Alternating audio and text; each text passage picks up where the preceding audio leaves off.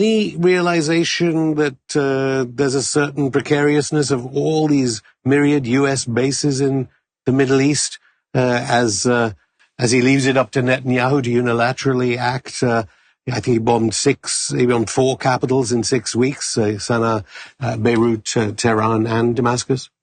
I mean, certainly among me and my colleagues, there is a lot of concern about the safety of U.S. personnel in the region, and we've argued multiple times in multiple different venues that these personnel should be withdrawn, especially the most vulnerable in Iraq and Syria, but also the other bases.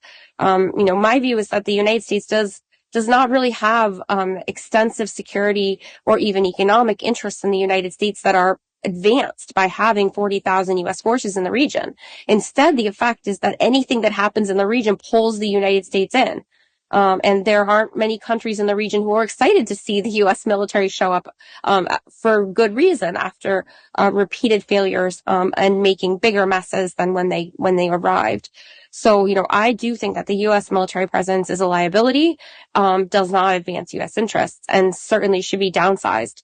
How widespread that is, I can't say. I think it's a growing belief. But the policymakers making the decisions still believe that that these bases are important for protecting U.S. power, for maintaining stability, and this overall narrative that, world stability requires global U.S. military presence. Now, I don't believe that, and there's not a lot of evidence to support it, but it's still the driving narrative behind a lot of decisions that are made around U.S. foreign policy. That said, there is concern about the cooperation between Russia, China, Iran, and North Korea, but not that much that U.S. policymakers can do to stop it, as instead, it's really the opposite. The policies that U.S. puts in place drives these countries together and exacerbates and encourages that cooperation.